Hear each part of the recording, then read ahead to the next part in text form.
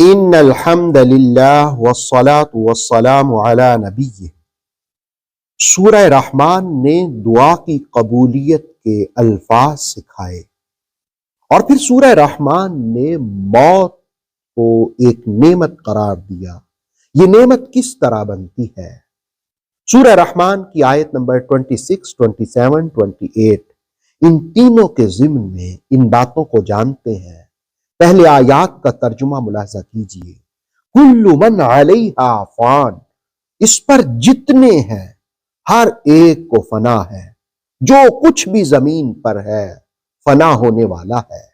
وَيَبْقَى وَجْهُ رَبِّكَ ذُو الْجَلَالِ وَالْإِكْرَامِ، اور تیرے پروردگار کی ذات باقی ہے جو عظمت والا اور اکرام یعنی احسان والا ہے۔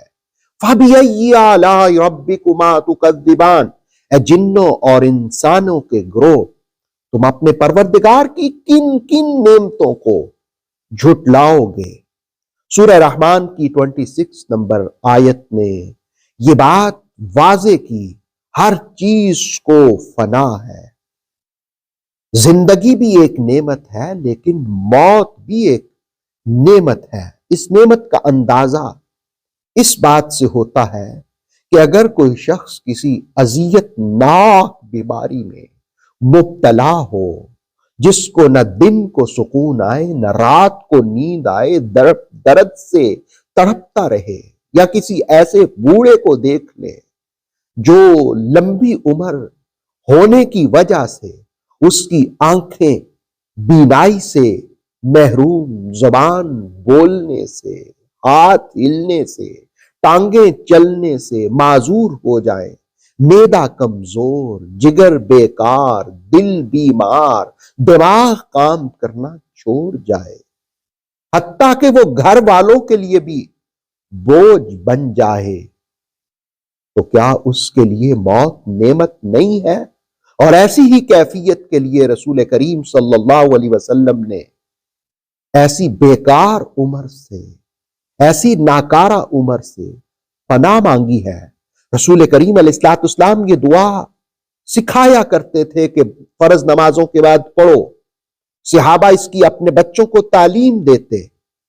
5 چیزیں یوں تو اس دعا میں بیان کی گئی ہیں، ملاحظہ کیجئے دعا۔ اللہم انی اعوذ بک من الجبن واعوذ بک من البخل وَأَعُوذُ بِكَ مِنْ أَرْذَلِ الْأُمُرِ وَأَعُوذُ بِكَ مِنْ فِتْنَةِ الدُّنْيَا وَعَذَابِ الْقَبْرِ۔ 5 باتوں سے پناہ مانگی گئی۔ پہلی بزدلی سے، دوسری بخل سے، تیسری اعوذ بِكَ مِنْ أَرْذَلِ الْأُمُرِ، یا اللہ میں پناہ مانگتا ہوں ناکارہ عمر سے، بیکار عمر سے، اور چوتھی چیز دنیا کے فتنوں سے، اور 5ویں چیز قبر کے عذاب سے۔ تو اس دعا میں بھی ناکارہ عمر سے پناہ مانگی گئی ہے۔ گویا جس وقت عذاب بیکار ہو جائیں اس وقت موت ایک نعمت ہوتی ہے، اور دوسرا اس اعتبار سے نعمت ہوتی ہے کہ یہ عالم بقا کے لیے دریچے کھولنے کا کام کرتی ہے۔ حضرت عبداللہ نصفی رضی اللہ تعالیٰ عنہ فرماتے ہیں کہ موت ایمان والوں کے لیے اس اعتبار سے نعمت ہے کہ اس کے بعد ابدی ہمیشہ کی نعمتیں انسان پائے گا۔ اور رسول کریم صلی اللہ علیہ وآلہ وسلم کی ایک حدیث کا مفہوم یوں بھی ہے کہ موت ایک پل ہے جو حبیب کو حبیب سے ملا دیتی ہے۔ بخاری کی وہ حدیث کہ ایک جنازے پر گزر ہوا تو رسول اللہ صلی اللہ تعالی علیہ وسلم نے فرمایا مستریح او ومستراح من۔ صحابہ نے پوچھا اس کا کیا معنی ہے؟ تو رسول کریم علیہ السلام نے فرمایا مومن جب مرتا ہے تو وہ مصیبتوں سے نجات پاتا ہے، اللہ کی آغوش رحمت میں آتا ہے۔ ومستراح منہ کا مطلب یہ ہے کہ اگر بدکار ہو، گندا ہو، تو اس کے مرنے کے بعد اللہ کے بندے، شہر، درخت اور جانور بھی اس سے راحت پاتے ہیں۔ گویا مومن کے لیے تو موت بھی ایک نعمت ہے، اور دوسرے کے لیے بھی، باقی رہنے والوں کے لیے بھی اس کی موت نعمت ہے۔